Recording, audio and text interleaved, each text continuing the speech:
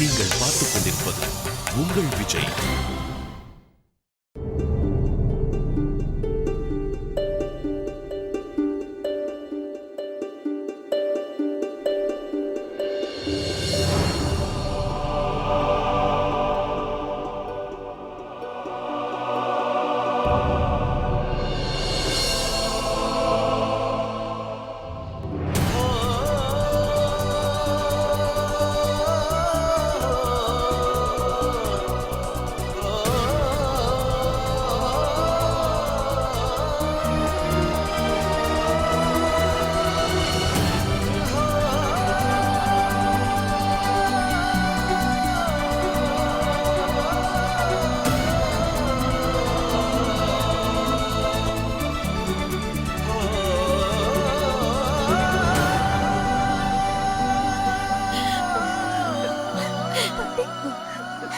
இவ்வளவு நடந்திருக்கு.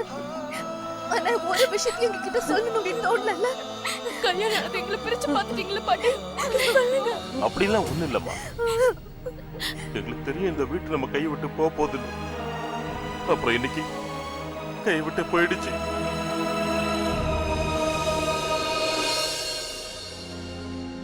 அங்கிள், நீங்க எதுக்கும் வருத்தப்படாதீங்க, எல்லாம் சரியாயிடும்.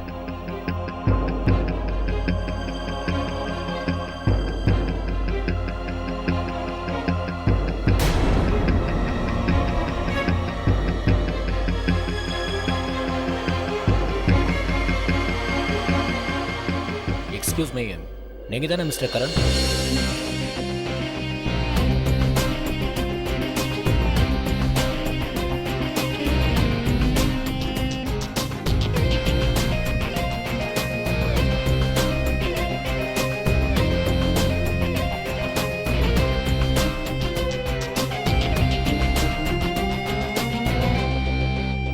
ஹாய். ஹலோ. என் பேரு வினய். இங்க பாருங்க மிஸ்டர் கரண், நீங்க வாங்கின இந்த வீட்டை ப்ளீஸ் எங்களுக்கே திருப்பி கொடுத்துருங்க. அதுக்காக நாங்கள் எவ்வளவு வேணாலும் தர தயாரா இருக்கோம். தயவு செஞ்சு என்ன மன்னிச்சிடுங்க ஃப்ரெண்ட். ஆனா இந்த வீடை நான் வாங்கணும்னு தான் வாங்கினேன், விற்கிறதுக்காக இல்லை. எக்ஸ்கியூஸ் மீ, நீங்க இந்த ப்ராப்பர்ட்டியை எவ்வளவுக்கு வாங்குனீங்களோ அதை விட டபுள் அமௌண்ட் கொடுக்க நாங்க தயாரா இருக்கோம். But we want this house right now. இங்க பாருங்க வினய், நீங்க காசால எல்லா பொருளையும் வாங்கிட முடியாது. டபுள் இல்ல 10 மடங்கு நீங்க எனக்கு கொடுத்தாலும் இந்த வீடை உங்களுக்கு என்னால கொடுக்க முடியாது.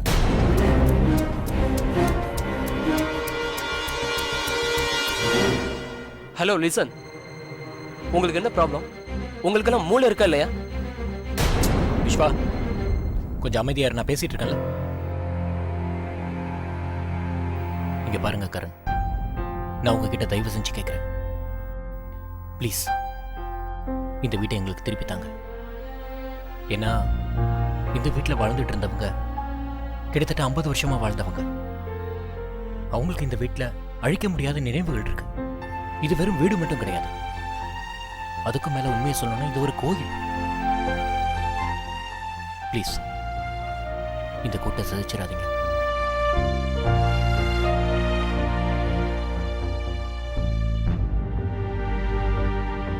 சார், எல்லா ஃபார்மாலிட்டிஸும் முடிஞ்சிருச்சு.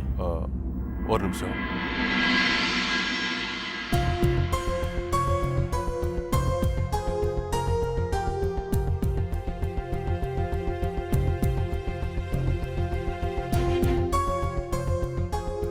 ஒரு நிமிஷம்.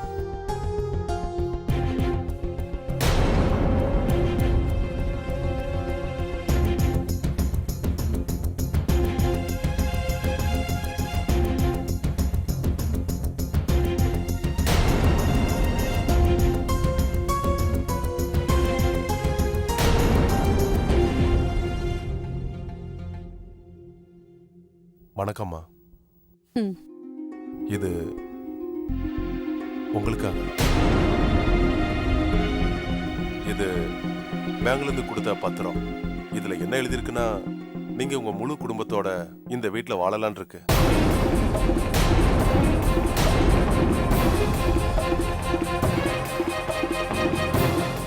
உங்களை உங்க வீட்டுல இருந்து யாராலையும் வெளியே அனுப்ப முடியாது. பேங்க் பேப்பர்ஸ் என் பேர்ல டிரான்ஸ்ஃபர் ஆன உடனே அதை உங்க பேர்ல நான் டிரான்ஸ்ஃபர் பண்ணிடுறேன். அதுக்கப்புறம் எல்லா பத்திரத்தையும் உங்ககிட்டயே நான் கொடுத்துட்றேன்.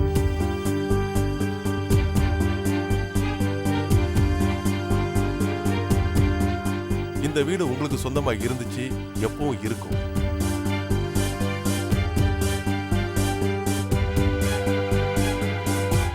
ப்ளீஸ் இந்த பேப்பரை வாங்கிக்கங்க.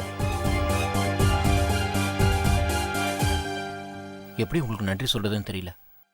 இந்த உதவியை நாங்க மறக்க மாட்டோம். ஆனா ப்ளீஸ், நீங்க இந்த வீட்டுக்கு எவ்வளவு கேட்டாலும் அது கண்டிப்பா நாங்க தரோம். காசால எல்லாத்தையும் விலை கொடுத்து வாங்க முடியாது. பாசத்தை விலை கொடுத்து வாங்க முடியாது. அன்பை விலை கொடுத்து வாங்க முடியாது. நான் இந்த வீட்டை வாங்குறதுக்கு ஒரே ஒரு குறிக்கோள் தான். நான் இந்த வீட்டை அவங்களுக்கே திருப்பி கொடுக்க நினைச்சேன். அதை இப்ப செஞ்சுட்டேன். அதுவும் எந்த விலையும் இல்லாம. ஆனா ஏன் எங்களுக்கு இவ்வளவு பெரிய உதவியை செய்யறீங்கன்னு நாங்க தெரிஞ்சுக்கலாமா? இதுல எங்களுக்கு விருப்பம் இல்ல. இந்த வீட்டை நீங்க தரேன்னு சொல்றது எங்களுக்கு பிச்சை போடுற மாதிரி இருக்கு. வேண்டாம், எங்களுக்கு இது தேவையில்லை. எங்க அம்மா சரியா தான் சொல்றாங்க. நாங்க தெரியாத ஆள்கிட்ட இருந்து இவ்ளோ பெரிய உதவியை வாங்க முடியாது இல்லையா? நான் உங்களுக்கு யாரோ ஒருத்தனா இருக்கலாம். ஆனா நீங்க எனக்கு தெரியாதவங்க கிடையாது.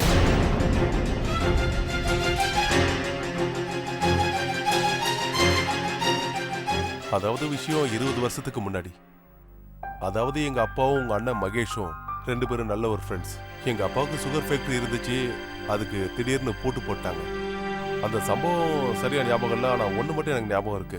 ஆனா மகேஷ் அங்கிள் அந்த நேரம் எங்களுக்கு உதவி செய்யலைன்னா நாங்க எல்லாரும் ரோட்ல தான் வந்து நின்றுப்போம். அவரோட இடத்தை வித்து எங்களுக்கு காசு கொடுத்தாரு. அப்பா புது பிசினஸ் ஸ்டார்ட் பண்ணவும் உதவி செஞ்சாரு.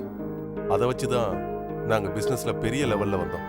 இப்ப சொல்லுங்க, அந்த மாதிரி நேரத்துல எங்களுக்கு யார் உதவி செஞ்சாங்களோ, எங்களுக்கு மறு வாழ்வு கொடுத்தாங்களோ, அவங்க குடும்பத்துல இருக்கிறவங்க வீடு இல்லாம இருக்கும்போது எப்படி பார்த்துட்டு இருக்க முடியும்?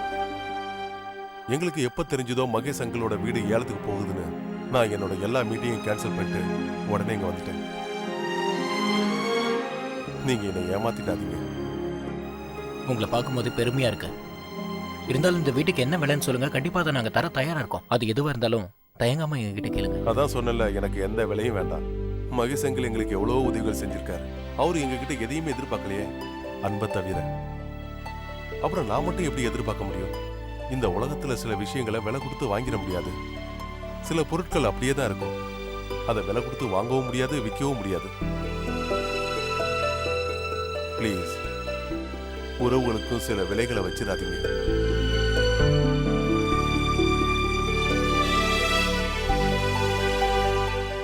தயவு செஞ்சு இதை ஏத்துக்குங்க.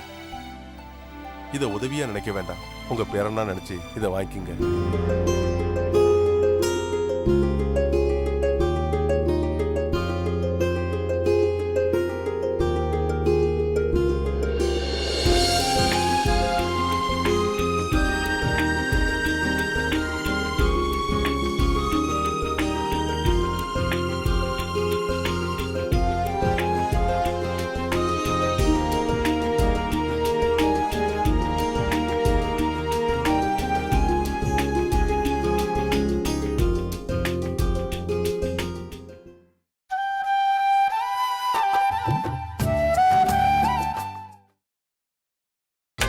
நீங்கள் பார்த்துக் கொண்டிருப்பது உங்கள் விஜய்.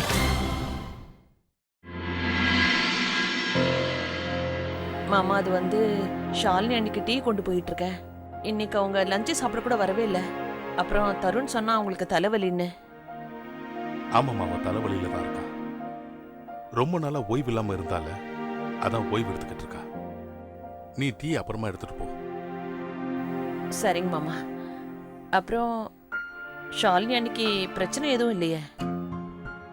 நான் என்ன சொல்றேன்னா, அவங்க வர வர ரொம்ப சைலண்டா இருக்காங்க. ரூமை விட்டு வெளியில வரவே மாட்டேங்கிறாங்க. அவங்களுக்கு உடம்பு முடியாம அதை நம்ம கிட்ட சொல்றதுக்கு தயங்குறாங்களோ என்னமோ. இல்லம்மா, உடம்பு நல்லா தான் இருக்கு. போன வாரம் மாலதி விஸ்வா கல்யாணத்துல ரெஸ்ட்லெஸ்ஸா இருந்தால, அப்புறம் அந்த என்ஜிஓவோட வேலை. அப்படியே மாமா, எனக்கு ரிஷிகேஷ் பத்தி கவலையா இருக்கு. அந்த வீட்டுல என்ன நடக்குதுன்னே தெரியல. நீங்க வினய் கிட்ட ஏதாவது பேசுனீங்களா? இல்லம்மா, இது வரைக்கும் நான் பேசல. இப்பதான் ஃபோன் பண்ண போறேன்.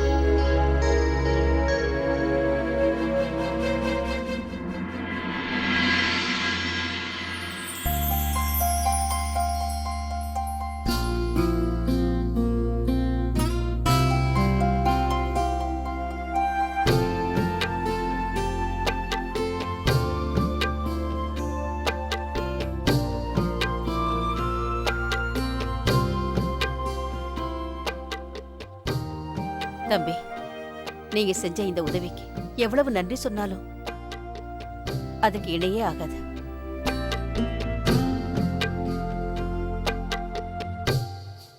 தேங்க்ஸ் பாட்டி. சாரி, நீங்க என்ன தப்பா நினைக்கலன்னா நான் உங்களை பாட்டின்னு கூப்பிடலாமா? நான் எனக்கு ரொம்ப கொடுத்து வச்சவன் நினைக்கிறேன். மகேஷ் அங்கிள் யார் எங்களுக்கு இவ்வளவு உதவி செஞ்சாங்களோ இன்னைக்கு அவங்க குடும்பத்துக்கு என்னால உதவி செய்ய முடிஞ்சது. அடட, நாம எல்லாரும் மாலதிக்கு செய்ய வேண்டிய சடங்கையும் மறந்துட்டோம். கல்யாணத்துக்கு அப்புறம் எங்க பொண்ணு முதல் தடவையா இங்க வந்திருக்கா. சாதாரணமா வரல, அடம் பிடிச்சு ஓடி ஓடி வந்த. ஒருவேளை நீங்க எல்லாம் சடங்கை இன்னைக்கே முடிக்கலனா அப்புறம் சண்டிகருக்கு திரும்ப வருவேன். ஐயோ ஏமா, நான் இப்பவே சடங்குக்கு தேவையான எல்லா ஏற்பாடையும் பண்ணி கொண்டு வரேன், சரியா? எங்க பாருமா, தட்டை அலங்காரம் பண்ணி கொண்டு வா. ஒண்ணு மட்டும் அலங்காரம் பண்ணிட்டு அப்படியே வந்துட போறேன். சரி, எல்லாரும் சந்தோஷமா இருங்க. நான் இப்ப கிளம்புறேன். எங்க கிளம்பிட்டீங்க தம்பி? இருந்து சாப்பிட்டுட்டு போங்க. இல்ல இல்ல, இனிமே நான் அடிக்கடி வருவேன். ஏன்னா இது என்னோட வீடு தானே.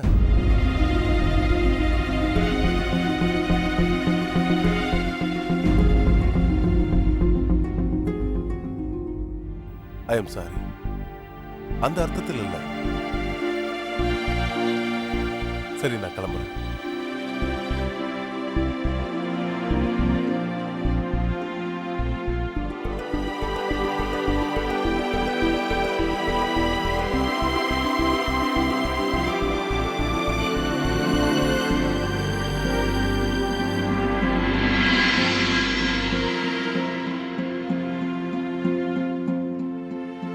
வசந்தி, இது நம்ம வினை சின்ன வயசுல யூஸ் பண்ண திங்ஸ்.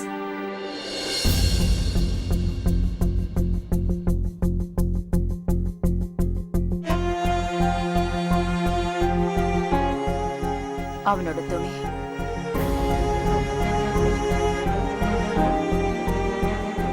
அவன் விளையாடின பொம்மை.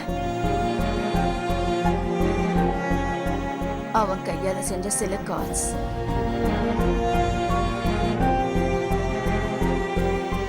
அவன் குழந்தையா இருக்கும்போது எடுத்த போட்டோஸ்.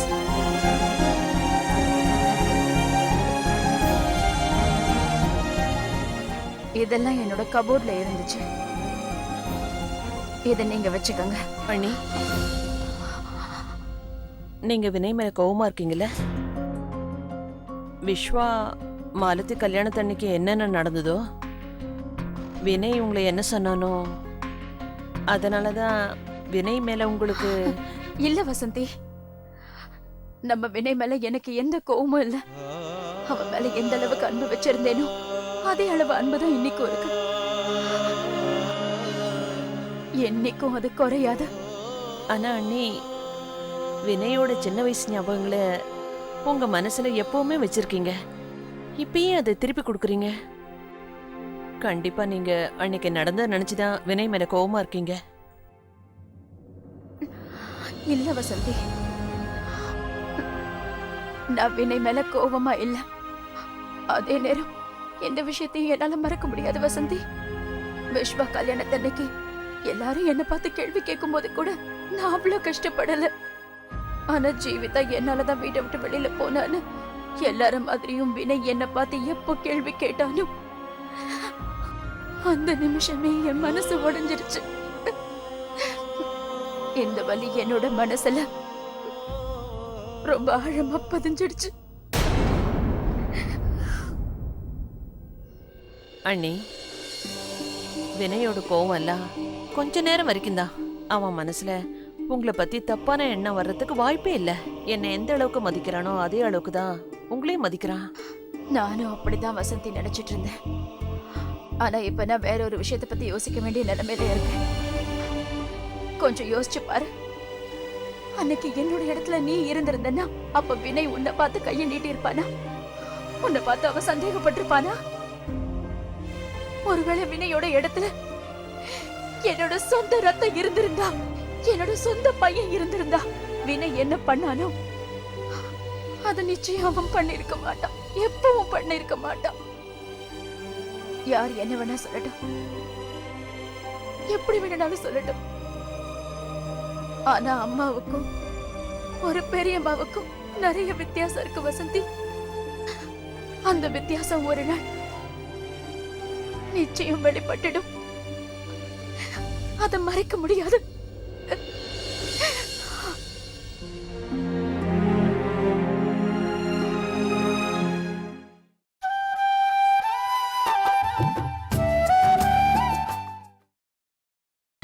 நீங்கள் பார்த்துக் கொண்டிருப்பது உங்கள் விஜய்.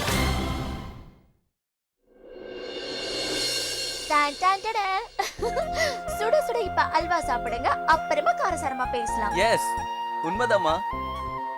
என்னால நம்பவே முடியல. ஒரு வெளியாள் ஒருத்தர் எங்க இருந்தோ வந்து நம்ம வீட்டை ஏலத்துல இருந்து காப்பாத்தி நம்ம கிட்ட கொடுத்திருக்காரு இல்ல? நீ இப்பட பெரிய மனுஷன் பதிலா பேச ஆரம்பிச்ச? ஒரே வாரத்துல பெரிய நைட்டியா நீ? நம்ம தாமுவ முதல் மாதிரி நினைச்சிடாதீங்க. இப்பெல்லாம் அவனுக்கு ரொம்ப புத்தி வந்துருச்சு. அவன் வேலைக்கு கூட போக ஆரம்பிச்சிட்டான். வேலையா?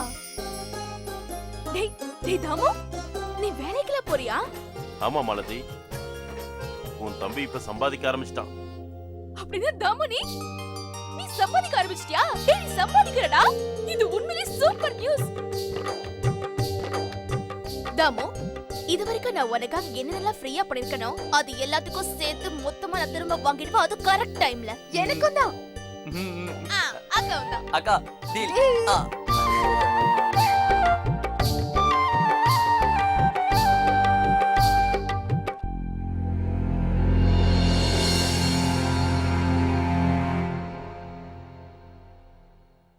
பிரேமா, நீ வினய் தம்பிக்கு அல்வா கொடுக்கலையா? இப்பவே கொண்டு வர அத்தை. என்கிட்ட கொடுங்க ஆண்டி, நான் கொடுத்துட்டு வரேன். Thank you. என்னாச்சுன்னு ஏதோ யோசிச்சுட்டு இருக்கீங்க போல. அதான் இப்போ எல்லா ப்ராப்ளமும் சால்வ் ஆயிடுச்சுல. அதுக்கு இல்லடா, நான் என்ன சொல்றேன்னா, இந்த காலத்துல உதவி செய்யறவங்களே திருப்பி செய்ய மாட்டாங்க. அப்படி இருக்கும்போது இப்படி ஒரு ஆள் நமக்கு உதவி செய்யறத நினைச்சா எனக்கு என்னமோ ஒரு மாதிரி டவுட்டா இருக்கடா. ஆனா தேவையில்லாம டென்ஷன் ஆகாதீங்க. அந்த கரண் என்ன சொன்னாரு, அண்ணியோட அப்பா அவங்க ஃபேமிலிக்கு நிறைய ஹெல்ப் பண்ணியிருக்காருன்னு. ஒருவேளை அதுக்கு நன்றி கடனா கூட இருக்கலாம்ல. இங்க பாத்தீங்களா எல்லாம் எவ்வளவு சந்தோஷமா இருக்காங்க. எல்லாம் சரியாயிடுச்சு, வீடும் கிடைச்சிருச்சு. இப்ப நீங்க சந்தோஷமா இருங்க. சரி, இந்தாங்க அல்வா எடுத்துக்கங்க. அப்புறம் நான் போய் சாப்பிடுறேன்.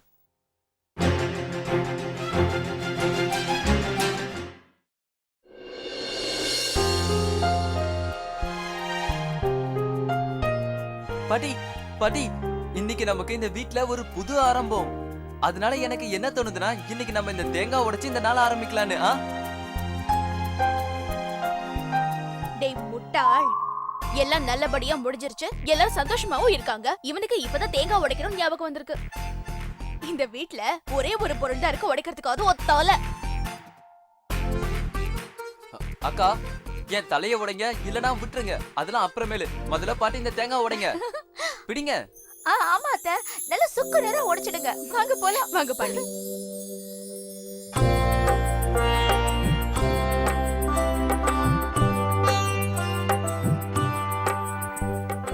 ஆமா தாயே, இதே மாதிரி சந்தோஷம் எப்பவும் எங்களுக்கு இருக்கட்டும்.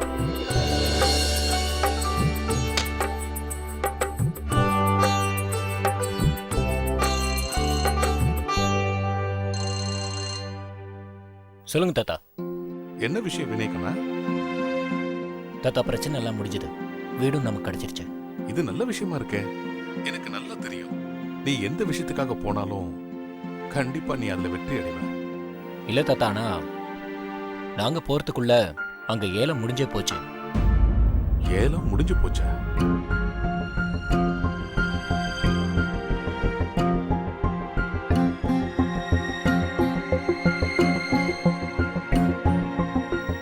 அதுக்காக கரண் எதையும் எதிர்பார்க்காம இவ்வளவு பெரிய உதவி அவரே முன்னாடி வந்து செஞ்சிருக்காரு. இது ஆச்சரியப்பட வேண்டிய விஷயமா இருக்க. எந்த விஷயத்துக்கு சாட்சியே இல்லையோ அதுக்காக ஒரு வெளியால் இவ்வளவு பெரிய ரொக்கத்தை கொடுக்கறதுங்கிறது, இந்த விஷயம்தான் எனக்கு சரின்னு படல. சரி, எல்லாம் நல்லதா போச்சு. வீடு நல்லபடியா நமக்கே கிடைச்சிருச்சு. வினய், நான் அப்புறமா பேசுறேன்ப்பா. சரிங்க தாத்தா.